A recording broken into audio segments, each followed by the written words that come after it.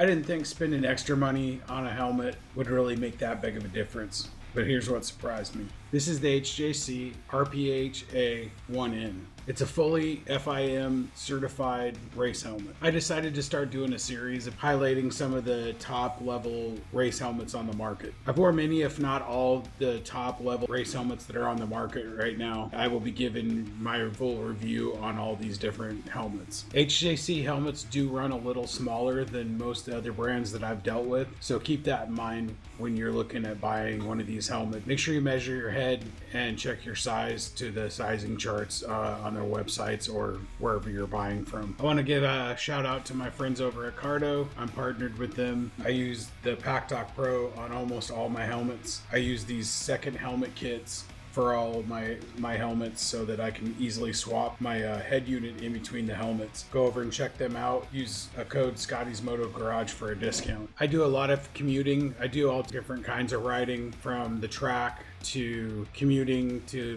more long distance types riding. I own 4 different motorcycles, so it depends on what kind of riding I'm doing for what kind of helmet I wear. I've actually ridden with this helmet in almost all those conditions. I've ridden with this on my Harley Bagger. I've ridden it with it on the track, and I've also used it to commute back and forth to work. I'd say that it's a great overall helmet. Does everything really good. Like I said, I'll be doing this for this whole series is going to be based on race helmets. So I'm going to be comparing this to things like the AGV Pista RR, the Alpine Star R10, the Shoei X15, and several more. I've worn this helmet in hot, dry conditions, and then I've also, because I commute in the Bay Area out here in California, and I work nights, so when I go to work, it's usually a lot of times it's hot and dry going to work, and then when I leave work it's dark, cold, and there's usually a lot of dew because we're right on the bay. You get a little mixture of all the different kinds of weather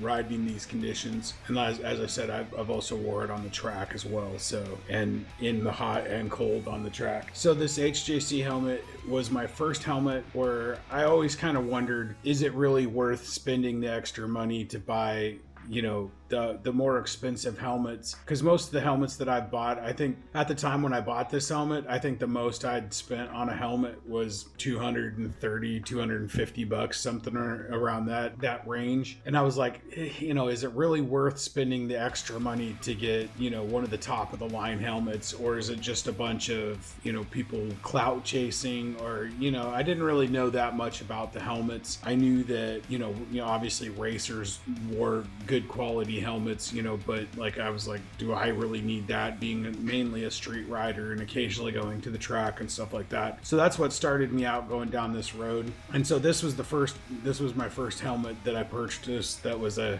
top quality helmet, and also went down my rabbit hole of race helmets. I'm a huge motorcycle racing fan. I watch MotoGP, I watch World Superbike, I watch Moto America, Red Bull Rookies Cup. If there's motorcycle racing, I'm gonna watch it. So what actually queued me up on this was I started paying attention to the helmets riders were wearing, and I noticed a couple of the riders in MotoGP, Brad Binder being one, and then Fabio Quartararo was another one that wore the HJCs. So then I started digging in and finding out what brand or what model of the brand that they wore, and that's how I found this RPHA 1N. And so I found this helmet, and so not only did I love the graphics on it, it's for MotoGP, the Circuit of the Americas down at COTA, where they do the MotoGP race every year. The looks of it was one of the things that, you know, initially caught my attention on it. I was looking around, and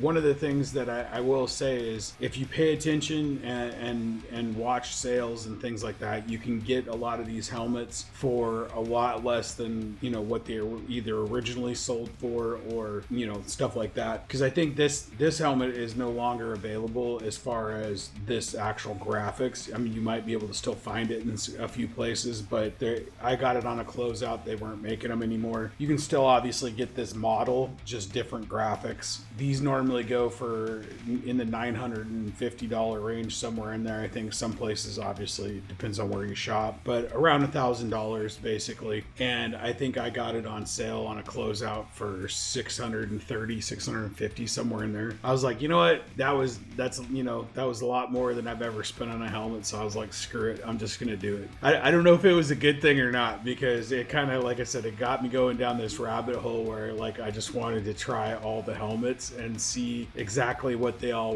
were made of. Because once I got this helmet, going back to wearing another helmet, and not saying that those helmets aren't going to protect you, going from a top level helmet back to one of your older helmets, you're going to be like, oh my God, how did I ever wear these before? You know, and hey, if that's what you can afford, that's what you can afford, you know. And it's like I said, I rode for, I've been riding for 45 years now, and I've got this helmet I think 2 years ago now. And so like for all that time, I went through a lot of time where I didn't wear a helmet at all, or I wore a little, half helmet or whatever, and it, didn't have really any protection. But then I started getting into riding, wearing full face helmets, and because I do a lot of riding in traffic, started splitting lanes a lot after I moved out here to the Bay Area. So I got started wearing my full face helmets, and then the more I started getting into them, then I ended up getting this one. And it's like the level of comfort and the refinement of them is just night and day.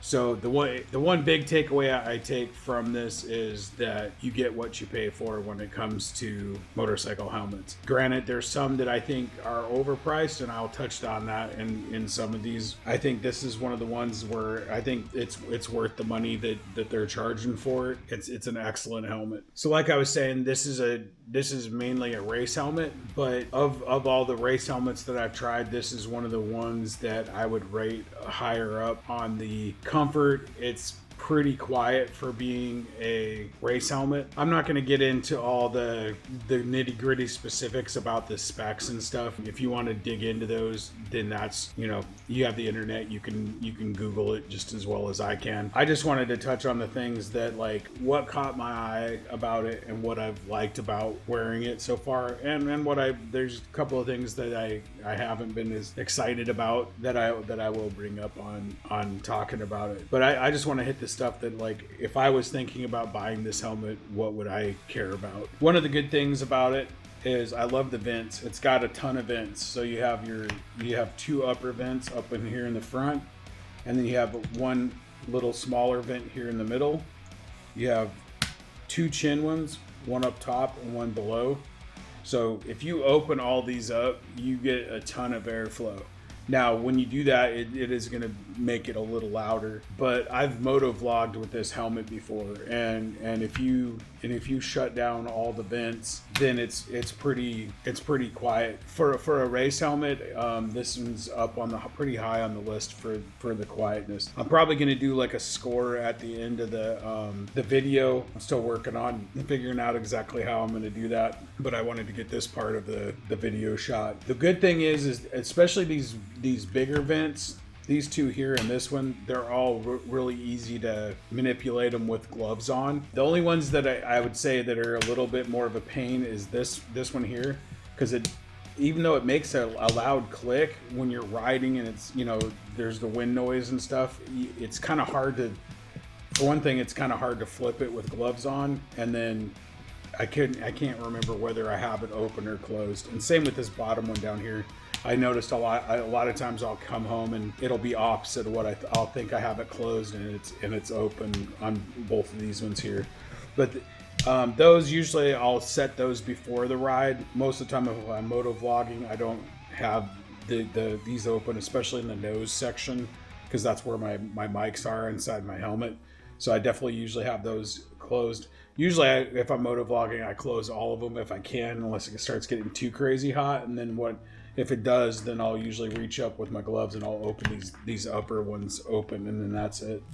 So it only comes with a clear visor. That's one thing I wanted to point out in a lot of these, because a lot of the helmets nowadays are starting to come with a clear and either a mirrored one that matches the design of the helmet, or it comes with a clear and a smoked visor, which that could mean a difference in the price range that you're looking at. Because, like, you know, if you get one helmet that's, you know, $750 or $800, and then it doesn't come with the extra visor, now you're gonna have to spend another $100 on getting either a chrome or, you know, a mirrored visor or a smoked visor or whatever one you're wanting to do. So some do come with them, some don't. This one doesn't. It just comes with the clear. So then I had to get the smoked one on top of that. That brings me to the only major downside that I've had with this helmet so far is the way that you take the visor off is you flip these little switches up, and then you literally just unscrew it, and it actually screws in. So what I was doing as I was commuting back and forth to work, so I would put my dark one on the way to work, and then at work I would swap it over to the clear because it would be dark when I'd come home. Well, I can't remember which side it is. One of these, I think it's the one on this side, it's stripped out. So now I can't, it doesn't matter how much I turn it, it won't come off. So now I'm stuck with the dark visor on there. It hasn't really been a huge problem for me. I guess if it would have been more of a downside, because when it happened to me the night that it did happen, I couldn't get the visor off, and so I was just like, all right, well, and I'm sure there's a way to go about this. You could probably take the actual side mechanism off, and I could probably really get it off if I tried. I just haven't, because I always wear it on there.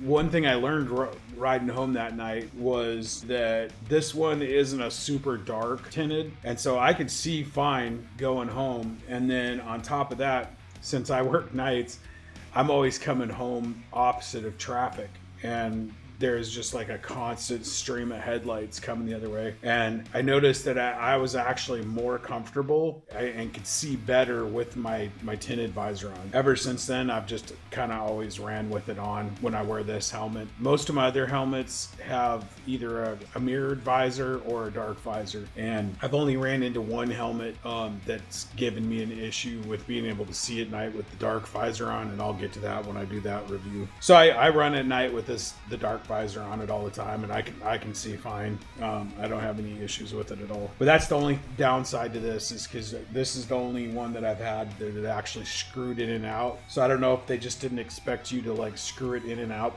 that much, because I was basically doing it almost every day, because at the time this was the only helmet that I was commuting in, so I was pretty much doing it every shift. But anyway, so that's the only major issue I've ran into since having the helmet. Other things that I really like about the helmet, I think they do a really good job on their graphics. They have this, you know, obviously they have some other MotoGP ones. They have tons of Fabio Quartararo helmets and different themes and all that kind of stuff. Like I said, I know Brad Binder's got one on there.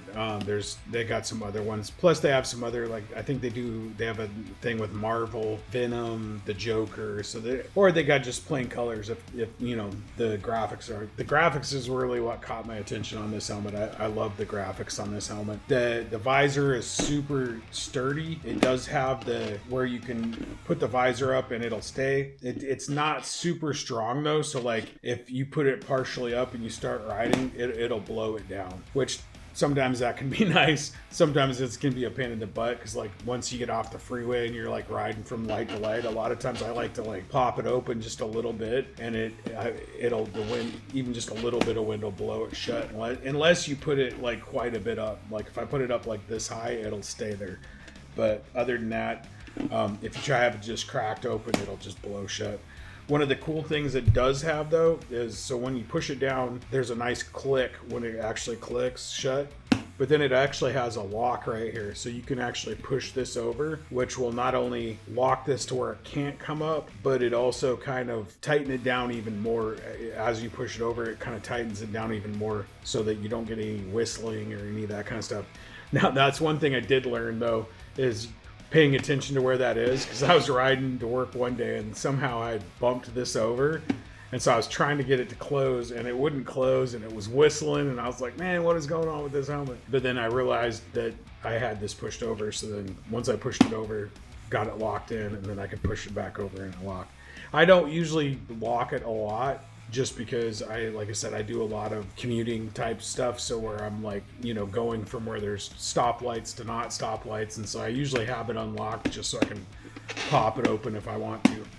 But that's a cool feature that I do like, that if I do want to lock it. So like if I am, doing a longer ride where I'm at higher speeds, I can push that forward and really lock that visor in there. I kind of touched on it earlier. Make sure you do your sizing, measure your head. This kind of threw me off, and actually I learned this the hard way, because when I first got this helmet, this is an extra large, and these helmets run a little small, and so this fits me perfectly. But on almost every other brand of helmet that I have, I wear a large. So I did buy a couple of helmets without doing the smart thing and checking the measurements and all that stuff, and so I ended up buying extra large helmets. Luckily, a lot of these, the shells are for like a large and an extra large are the same shell size, so I was able to buy thicker padding. But just pay attention when you're buying the helmet. Make sure you're checking that helmet to see if it's got the same kind of measurements, and you're picking the right one for the measurement of your head. Obviously once you measure your head and you know what size you are, then it makes it pretty easy. So just take the time to do it the first time, and then you don't have to worry about it. It's super comfortable. It comes pin lock ready. Highly recommend pin locks. I run them on almost all my helmets. Like, I don't know why it took so long to start wearing them, but then after I got my first one and put it in there, especially when you ride where it's like cold or a lot of moisture in the air where your visor fogs up, these things are awesome. Like, I've never had one of my helmets with a pin lock fog up on me. The interior is super comfortable on this one. It's nice and broken to me now, but man, it's honestly, like I said, one of my top helmets for comfort, and for being a race helmet, it's on the more quiet end. So who's this helmet for? All of us care about what our helmets look like. So if you're looking for a good looking helmet, if you're into like more race style looking helmets, this is a great helmet. If your number one thing is straight up comfort and quietness, then I would say probably look for a straight up street style helmet, something like maybe a Shoei RF 1400 or something along those lines. They also make one, I think it's the RPHA 12, I think, is the HJC's version. I haven't personally wore or tried it out, but it's their more street version. I will say though that depending on what kind of bike you ride makes a difference too, because if you notice, like the way that the end of this helmet, it just comes straight down, and then it actually kind of curves up on the sides and is higher up in the back. So if you're riding a sport bike where your head's going to be tilted back a little bit further, that's nice, because I noticed that wearing a street style helmet, they're usually longer, and a lot of times they kind of flare out a little bit at the bottom. I've noticed on my Aprilia, or if I'm on my MT-09 and I'm like really tucking in, I noticed that sometimes it'll hit my backpack or my jacket and stuff like that, and so then like you'll feel it in your neck a little more because you're kind of like pushing against the helmet, versus when you have a straight up race helmet, you have a lot more room for it to be comfortable that way. Just food for thought, depending on what kind of helmet you're going for. If you're straight commuting and all you care about is comfort and quiet, then probably not this helmet. But if you want a really versatile helmet that is good for, you can wear it on the track if you want to. I've actually wore this one on the track. I've wore it commuting. Like, I've done pretty much everything in this helmet, and I haven't been disappointed with it in any of those situations. So would I buy this helmet again? Yes, definitely. I've actually found a couple of other helmets that of the same exact model that I liked with other graphics, and I've almost bought more just because I like this helmet so much. I would say that if you're wanting to cross shop something else, I'd say the closest rival to this helmet as far as all the things that I like about this helmet would be the Shoei X15, which I will also be doing a review on that later on in one of my other reviews in this series. So that's another really good one to cross shop if you're wanting more than one helmet to look at. But highly recommend this helmet. Definitely would definitely buy it again. And might actually down the road. We'll see what happens. You never know. I might find another Quattraro helmet that I have to have, but we'll see. Is it worth the price? Is it worth going up and spending the extra money on it? Most definitely. You know, even if all you can afford is one helmet, not even specifically just this model of helmet, you spend the extra money on the helmet. You'll be glad you did, because it's a world of difference between like I said, this is like $1,000 helmet. I would say the $700 to $1,000 range, those helmets they're light years away from your under $500 helmets. The lower you go, obviously, the cheaper the material they're using. And like I said, if all you can afford is a $150 helmet, then hey, you know, I've been there. I've got helmets that I spent like $50 on, but you know, because I just needed a helmet. But the visor rattles like crazy. It's loud. The padding breaks down, not, you know, in a short amount of time. So the vinyl on it starts cracking, and then next thing you know, it's scratching your neck. So like, you definitely get what you pay for. I mean, so if you can afford it, do it. You won't regret it, because you're going to be blown away with how great it is. So anyway, HJC RPHA 1N. I got it right. Amazing helmet, definitely recommend. And then I'm going to probably do a little thing here at the end with a graphic that has the breakdown of how I think the helmet did in the different areas, and then give it a final score. That way I can have some way of quantifying which helmets that I like, because I think at this point I have 10 or 11 helmets that I'm going to be reviewing. Depending on how these go, I might start getting into other types of helmets, because right now these are all going to be race helmets, but maybe I'll get into more street helmets and stuff like that as we go along. But anyway, if you like this kind of content, and you want to see more reviews, if you have specific helmets that you want to review on, hit me up. Like I said, I already got a bunch of helmets that I'm going to be doing reviews on, but if you put it in the comments that you want a specific helmet or whatever, let me know, and I'll bump that one up in the line so that I do a review on it sooner rather than later. But anyway, yeah, hope you guys enjoyed the video, and give it a thumbs up. Okay, so I calculated up here for comfort and fit.